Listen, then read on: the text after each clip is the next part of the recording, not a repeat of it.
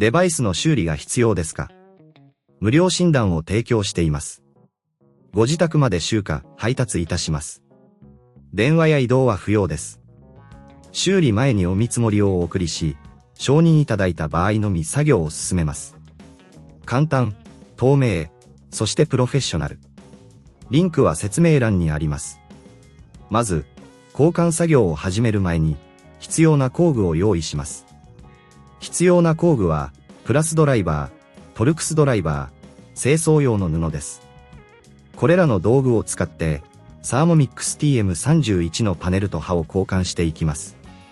最初に、Thermomixを電源から切り離し、安全を確保します。次に、底面にあるトルクスネジを外します。このネジは、デバイスの内部にアクセスするために必要です。ネジを外したら、底部のカバーを慎重に取り外します。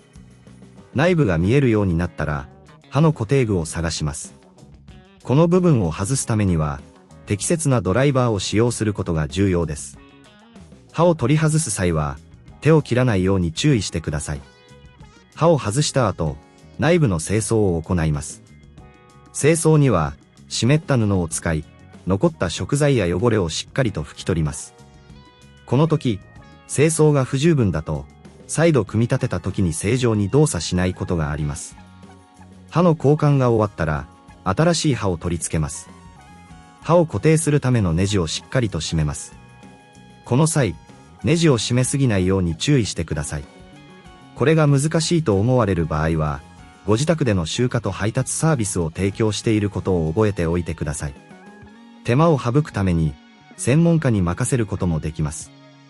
すべての部品が正しく取り付けられたら、底面のカバーを元に戻し、トルクスネジを再度締めます。これで、Thermomix TM31のパネルと刃の交換作業は完了です。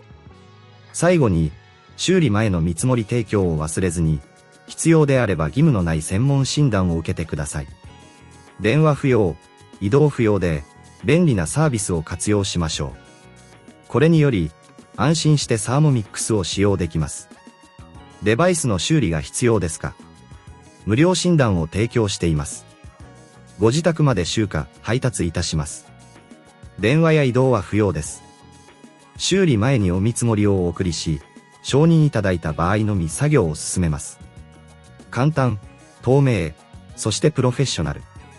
リンクは説明欄にあります。